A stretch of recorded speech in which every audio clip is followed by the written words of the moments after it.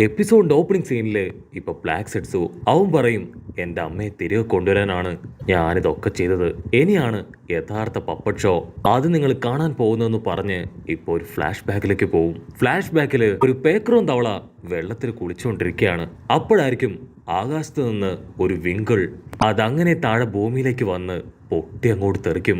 ആ ഒരു പൊട്ടിത്തെറിയില് അവിടെ വലിയൊരു മരം അതങ്ങനെ ക്രിയേറ്റ് ആയി വളരാനായിട്ട് ആരംഭിക്കും. അവിടുന്ന് അങ്ങനെ കട്ട് ചെയ്ത് ഇപ്പൊ മറ്റൊരു ഗ്രാമം കാണിക്കും. അവിടെയാണെങ്കിൽ ഒരുപാട് ട്രൈബൽ ജനങ്ങളൊക്കെ ആകാശത്ത് എന്തോ ഒരു പ്രകാശം കണ്ട് അവിടേക്ക് നോക്കി നിൽക്കും.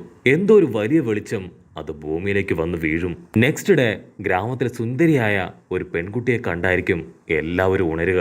സുന്ദരിയായ പെൺകുട്ടി അത് മറ്റാരുമല്ല ആകാശത്ത് നിന്ന് വന്ന സാക്ഷാൽ കാഗുയയാണ്. ഉടനെ ഗ്രാമത്തലവൻ അവളുടെ പേരെന്താണ് എന്ന് അവളോട് ചോദിക്കും. പക്ഷെ കാഗുയയാണെങ്കിൽ പ്രത്യേകിച്ച് ഒന്നും പറയാതെ അങ്ങനെ ഇരിക്കും. അപ്പൊ അതിലൊരു സോൾജിയർ പറയും, എനിക്ക് തോന്നുന്നത് ഇവള് തീർച്ചയായിട്ടും വന്നത് അടുത്ത ഗ്രാമത്തിൽ നിന്നായിരിക്കും.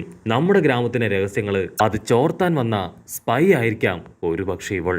അത് കേട്ട് കലി കയറി കാഗുയ അവൾ എഴുന്നേറ്റ് നിന്ന് അവളുടെ പവർ ഉപയോഗിച്ച് ആ സോൾജിയേഴ്സിനെ അങ്ങനെ അടിച്ചു തെറിപ്പിക്കും. അവള് പറയും, നിങ്ങൾ എന്റെ പേരല്ലേ ചോദിച്ചത്? എന്റെ പേര് കാഗുയ എന്നാണ്. ആ ഡയമണ്ട് ട്രീ അതിനെ പ്രൊട്ടക്ട് ചെയ്യാനാണ് ഞാൻ ഇവിടേക്ക് വന്നത്. അവിടുന്ന് അങ്ങനെ ബ്ലാക്ക് ഔട്ട് ചെയ്ത ഇപ്പൊ ആ ഗ്രാമത്തിലുള്ളവര് അവളെ ഏറ്റെടുത്ത് കഴിഞ്ഞു. അവൾക്ക് ആവശ്യമായിട്ടുള്ള എല്ലാ ഫെസിലിറ്റിയും അവർ കൊടുക്കും. പോരാത്തതിന് ഒരു അസിസ്റ്റന്റിനെ കൂടെ അവളുടെ എല്ലാ ആവശ്യങ്ങൾക്കുമായി അവർ നൽകും. കാഗുയാണെങ്കിൽ ആ മരത്തിൽ തന്നെ നോക്കി നിൽക്കും. അപ്പോഴായിരിക്കും അവളുടെ അസിസ്റ്റന്റ് പറയാ, വർഷങ്ങൾക്ക് മുൻപ് ആകാശത്ത് നിന്ന് ഒരു വിങ്കിൾ ഇവിടേക്ക് വീണു. അതിനെ തുടർന്ന് അവിടെ വളർന്നു വന്ന വലിയൊരു മരമാണത്. ഇവിടെ എല്ലാവരും ആ ഒരു മരത്തിലാണ് വിശ്വാസവും പ്രതീക്ഷയും ഒക്കെ അർപ്പിച്ചിരിക്കുന്നത്. പക്ഷെ ആരും ആ മരത്തിന്റെ അടുത്തേക്ക് പോവാറില്ല. ആരാ മരത്തിന്റെ അടുത്തേക്ക് പോകുന്നോ അവര് നിമിഷങ്ങൾക്കകം ഒരു ഡീമനായി തീരും. സോ ഒരു കാരണവശാലും നിങ്ങൾ ആ മരത്തിന്റെ അടുത്തേക്ക് പോവരുത്. അത് കേട്ട് കാഗുയ ഇപ്പൊ അവനെ തിരിഞ്ഞു നോക്കും. ഉടനെ അവൻ പേടിച്ച്, ദയവ് ചെയ്ത് എന്നോട് ക്ഷമിക്കണം, ഞാൻ എന്റെ അറിവില്ലായ്മ കൊണ്ട് പറഞ്ഞതാണ്. അതിനവള് പറയും, കുഴപ്പമില്ല, നീ പറഞ്ഞ കാര്യമൊക്കെ സത്യമല്ലേ, പിന്നെന്തിനാ ക്ഷമ ചോദിക്കേണ്ട ആവശ്യം? കട്ട് ചെയ്ത ലോർഡ് ടെൻജു അദ്ദേഹത്തോട് അദ്ദേഹത്തിന്റെ അസിസ്റ്റൻസ് പറയും, ലാൻഡ് ഓഫ് കോൾ നിന്ന് സുസാക്കും ഗെൻബുവും നിങ്ങളെ കാണാൻ എത്തിയിട്ടുണ്ട്. അവരാണ് ആ ഗ്രാമത്തിലെ മിനിസ്റ്റേഴ്സ്. അവരിപ്പോ ഒരു മാപ്പ് കാണിച്ചു കൊടുക്കും. ആക്ച്വലി ഈ ഒരു ലേക്ക് അതാണ് ഈ രണ്ട് ഗ്രാമങ്ങളിലെ ഏറ്റവും വലിയ പ്രശ്നം. ഈ ലേക്ക് ഇരിക്കുന്നത് ലാൻഡ് ഓഫ് സോയിലാണ്, അതായത് നമ്മുടെ ഗ്രാമത്തില്. പക്ഷെ ഏൻഷ്യൻ മാപ്പില് അത് ലാൻഡ് ഓഫ് കായലുള്ള മാപ്പാണ് എന്നാണ് എഴുതിയിരിക്കുന്നത്. അത് ലാൻഡ് ഓഫ് കായലുള്ള നദിയാണ് എന്നാണ് അടയാളപ്പെടുത്തിയിരിക്കുന്നത്. അതുകൊണ്ട് ആ ഒരു ലേക്ക് അത് അവർക്ക് വേണം എന്ന അവകാശവാദവുമായിട്ടാണ് അവരിവിടേക്ക് ഇപ്പൊ എത്തിയിരിക്കുന്നത്. ഉടനെ ഗ്രാമത്തലവൻ ടെൻജി ആള് പറയും, ആക്ച്വലി ഈ ഒരു നദിയാണ് ഞങ്ങളുടെ ഗ്രാമത്തിലേക്ക് ജലസ്രോതസ് എത്തിക്കുന്ന ഏക വഴി. ഇത് ഞങ്ങൾക്ക് നഷ്ടപ്പെട്ടാൽ ഞങ്ങളുടെ ആവശ്യത്തിന് ഞങ്ങൾക്ക് വെള്ളം ഉണ്ടാവില്ല. അതിനവര് പറയും, നദി ഞങ്ങൾക്ക് അവകാശപ്പെട്ടതാണ്, സോ മര്യാദയ്ക്ക് അത് ഞങ്ങൾക്ക് വിട്ട് തന്നേ പറ്റൂ. അത് ഞങ്ങൾക്ക് വിട്ട് കിട്ടിയിട്ടില്ല എങ്കിൽ ഉറപ്പായിട്ടും ഞങ്ങളൊരു വാറിന് തയ്യാറാവും. നിങ്ങളുടെ ഗ്രാമത്തിലേക്ക് ഓരോ ദിവസങ്ങൾ കഴിയുന്തോറും അനുഗ്രഹങ്ങൾ വന്നുകൊണ്ടേയിരിക്കുകയല്ലേ. ഒരു ദേവതയെ പോലുള്ള ഒരു പെൺകുട്ടി ഇവിടേക്ക് എത്തിയിട്ടില്ലേ, അവളെ ഞങ്ങൾക്കൊന്ന് കാണാൻ കഴിയുമെന്നൊക്കെ ചോദിച്ച് അവര് ടെൻജിയെ കളിയാക്കി അവിടുന്ന് കടന്നു പോകും. കട്ട് ചെയ്ത ടെൻജി ആൾ ഒരുപാട് ടെൻഷനായി ആളുടെ അസിസ്റ്റൻസിനോട് പറയും, നമ്മൾ എത്രയും പെട്ടെന്ന് ഇതിനൊരു പരിഹാരം കണ്ടെത്തിയേ കഴിയൂ. ആക്ച്വലി ആ ഒരു വില്ലേജ് ശരിക്കും പവർഫുൾ ആണ്. നമ്മളെ കഴിഞ്ഞും 10 മടങ്ങ് മിലിറ്ററിയും ജനസംഖ്യയും ഒക്കെ തന്നെ അവർക്ക് കൂടുതലാണ്. ഒരു കാരണവശാലും അവരോട് യുദ്ധം ചെയ്ത് ജയിക്കാൻ നമുക്കാവില്ല. സോ എന്തെങ്കിലും ഒരു പോംവഴി നമ്മൾ കണ്ടെത്തണം. അവിടുന്ന് അങ്ങനെ കട്ട് ചെയ്ത് ടെൻജി ആളിപ്പോ കാഗുയെ കാണാൻ അവളുടെ അടുത്തേക്ക് വരും. ടെൻജിയെ കണ്ട് കാഗുയയുടെ അസിസ്റ്റന്റ് പറയും, കാഗുയ പുറത്ത് ആകാശത്തേക്ക് നോക്കി എന്തൊക്കെയോ സംസാരിച്ചുകൊണ്ട് നിൽക്കുകയാണ്. ഉടനെ ടെൻജി അവനൊരു കോട്ട് എടുത്ത് കാഗുയയുടെ ശരീരത്തില് അങ്ങനെ പൊതിപ്പിക്കും. അതിനുശേഷം അവളെ കൂട്ടി അകത്തേക്ക് വരും. ടെൻജി ചോദിക്കും, നീ എപ്പോഴും എന്തിനാ ഇവിടെ വന്ന് ഇങ്ങനെ നിൽക്കുന്നേ? അതിനവള് പറയും, എനിക്കൊരു വലിയ ലക്ഷ്യമുണ്ട്, ഒരാഗ്രഹമുണ്ട്, ഈ ലോകം മുഴുവൻ സമാധാനം അത് കൊണ്ടുവരണം. കട്ട് ചെയ്താ ഇപ്പൊ നെക്സ്റ്റ് ഡേ കാ വില്ലേജിൽ നിന്ന് ഒരുപാട് അമ്പുകള് അങ്ങനെ ചീറിപ്പാഞ്ഞ് വരികയാണ്. ജനങ്ങളാണെങ്കിൽ അത് കണ്ട് പേടിക്കും. അത് കണ്ട് ജനങ്ങളാണെങ്കിൽ പരിഭ്രാന്തരായി ചുറ്റും ഓടാൻ തുടങ്ങും. അസിസ്റ്റൻസ് ആണെങ്കിൽ ഉടനെ ടെൻജിയെ ഇപ്പൊ കാര്യം അറിയിക്കും. അതിന് ടെൻജി ആൾ ടെൻഷനായിട്ട് പറയും, ഒരു കാരണവശാലും നമ്മൾ തിരിച്ച് അറ്റാക്ക് ചെയ്യാൻ പാടില്ല.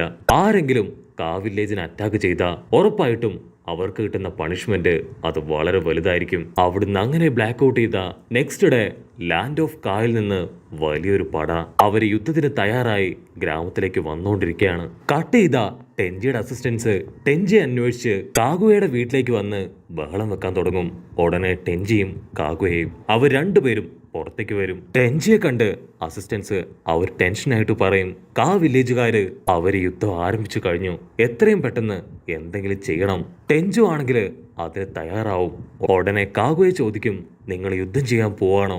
അതിന് ടെൻജു പറയും, ഒരിക്കലും അല്ല, എനിക്ക് എങ്ങനെയെങ്കിലും അവരെ സമാധാനിപ്പിച്ച് ഈ ഒരു യുദ്ധത്തിൽ നിന്ന് പിന്തിരിപ്പിച്ചേ പറ്റൂ. അപ്പൊ അവിടുന്ന് അങ്ങനെ ബ്ലാക്ക് ഔട്ട് ചെയ്ത ലാൻഡ് ഓഫ് സൗവിലുള്ള ഏതോ ഒരുത്തൻ, അവൻ ആക്ച്വലി ഒരു സ്പൈ ആണ്.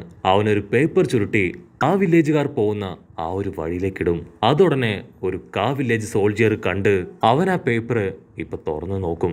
ഉടനെ ആ ഒരു ലെറ്റർ അതിപ്പോ വില്ലേജിലെ ചീഫുകളുടെ കയ്യിലെത്തും. അവരത് വായിക്കും. അതിലെഴുതിയിരിക്കുന്നത് കാഗുയെ കുറിച്ചാണ്.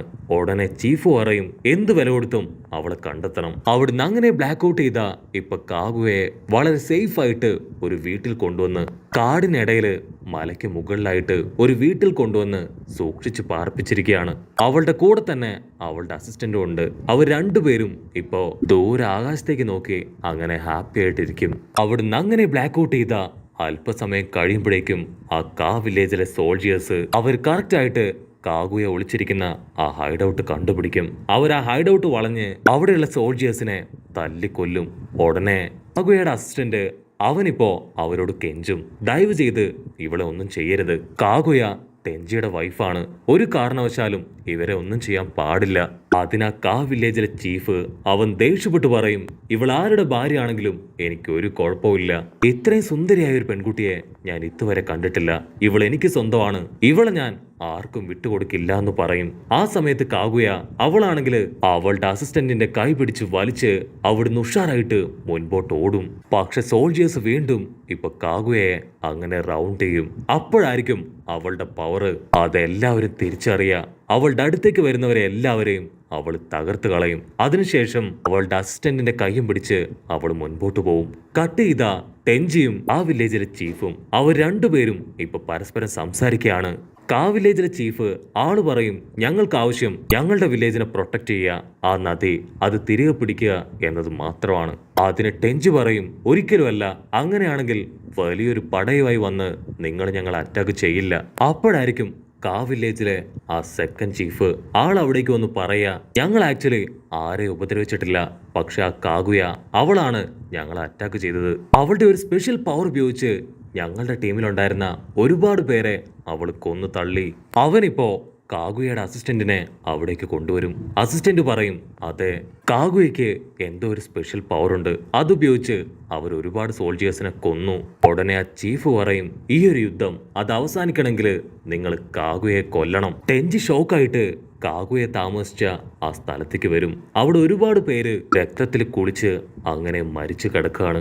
ടെൻജി പറയും, എന്റെ മുൻപിൽ വേറെ വഴിയില്ല, കാഗുയെ കൊന്നിട്ടില്ല എങ്കിൽ ഉറപ്പായിട്ടും ഈ യുദ്ധം അവസാനിക്കില്ല. സോ ഞാൻ അവളെ കൊല്ലാൻ പോവുകയാണെന്ന് പറഞ്ഞ് ടെൻജി കാഗുയെ അന്വേഷിച്ച് പോവും. അവിടുന്ന് അങ്ങനെ ബ്ലാക്ക് ഔട്ട് ചെയ്ത കാഗുയയും അവളുടെ അസിസ്റ്റന്റും അവർ രണ്ടുപേരും നിർത്താതെ ഓടിക്കൊണ്ടേയിരിക്കുകയാണ്. അപ്പോഴായിരിക്കും വില്ലേജിൽ നിന്ന് ഒരുപാട് സോൾജിയേഴ്സ് അവർ അറ്റാക്ക് ചെയ്യാൻ അവിടേക്ക് വരിക. അസിസ്റ്റന്റ് അത് കണ്ട് ഷോക്കായിട്ട് കാഗുയയോട് പറയും, ഇത് നമ്മുടെ വില്ലേജിലുള്ള സോൾജിയേഴ്സ് ആണ്, ഒരുപക്ഷെ ടെൻജി പറഞ്ഞിട്ടാവും ഇവര് നമ്മൾ അറ്റാക്ക് ചെയ്യുന്നത്. കാഗുയയാണെങ്കിൽ ഉടനെ ആ ഡൈമണ്ട് ട്രീ അത് ലക്ഷ്യമാക്കി അതിന്റെ അടുത്തേക്ക് പോവും. അസിസ്റ്റന്റ് വിളിച്ചു പറയും, മാഡം, നിങ്ങൾ ഒന്നുകൊണ്ട് പേടിക്കേണ്ട ആവശ്യമില്ല, പക്ഷെ നിങ്ങൾ വളരെയധികം കെയർഫുൾ ആയിരിക്കണം ഇങ്ങനെയുള്ള സമയത്ത്, കാരണം നിങ്ങളിപ്പോ പ്രഗ്നന്റ് ആണ്. ഉടനെ ഒരു അമ്പ് അത് ചീറിപ്പാഞ്ഞു വന്ന് അവളുടെ അസിസ്റ്റന്റിന്റെ നെഞ്ചില് അതങ്ങനെ കുത്തിയിറങ്ങും. അത് കണ്ട് കാഗുയ അവൾ പൊട്ടിക്കരഞ്ഞ് ആ ഡൈമണ്ട് ട്രീയുടെ തൊട്ടടുത്തെത്തും. അവൾ ഓടി വന്ന് ആ ഡൈമണ്ട് ട്രീയിലെ പഴങ്ങള് അത് പറിച്ചു തിന്നും.